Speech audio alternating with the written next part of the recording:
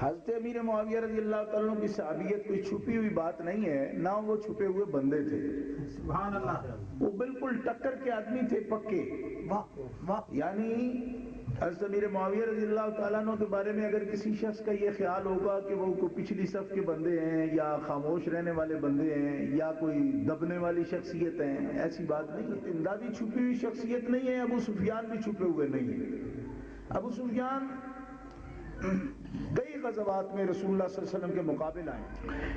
اگر ان کی دشمنی، ان کے واقعات کو پڑھا جائے، دیکھا جائے، تو اس میں کوئی ایسی بات نہیں ہے کہ کوئی شک و شبے والی بات ہو۔ پورے ٹکر کے بندے تھے اور تکڑے بندے تھے۔ اچھا، یعنی کوئی اس میں کوئی ڈھکی چھپی بات نہیں ہے کہ یہی سب کچھ کرنے والے تھے۔ یعنی سارے دشمنان اسلام کو ان کے گھر سے ہی روٹی ملتی تھی، یہی تجارت کرتے تھے، یہی سب کچھ کماتے تھے، لشکر سارا تیار کرتے تھے اور ترتیب تھے۔ ابو جہل وغیرہ کا نام زیادہ آتا ہے لیکن وہ تو بھڑکو قسم کا بندہ تھا، بھڑکو، جذباتی۔ اس کی آپ تاریخ پڑھ کے دیکھ لیں، وہ بالکل ایک جذباتی قسم کا، ایموشنل قسم کا بندہ۔ جو بندہ ایک ریڑھ کی ہڈی تھا وہ ابو سفیان ہی تھا۔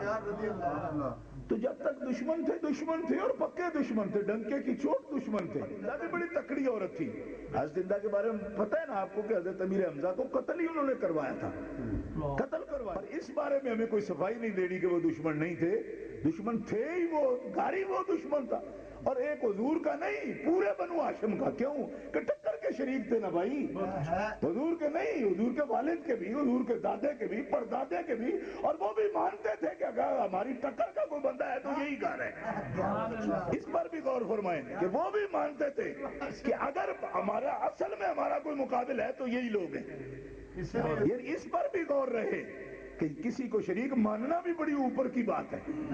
وہ گھرانہ کہ جو اصل عرب ہو اور آدم علیہ السلام سے لے کر حضرت عبداللہ تک جس کی اصل ثابت ہو، وہ گھرانہ جس کو اپنی ٹکر کا شریک مانتا ہے وہ یہی گھرانہ ہے۔ سفیان کے لیے راستے بہت کھلے تھے۔ کوئی یہ کہے کہ شاید اس کو کوئی سنبھالنے والا نہیں تھا، قیصر بھی سنبھالنے والا تھا، کسرا بھی سنبھالنے والا تھا، کیونکہ رسول اللہ کی ٹکر کا جو شریک تھا اس کو تو سارے پناہ دیتے۔ جیسے دیکھو نا آج کل، جیسے کوئی جرنیل بھاگتا ہے تو دوسرا ملک اس کو پناہ دیتا ہے۔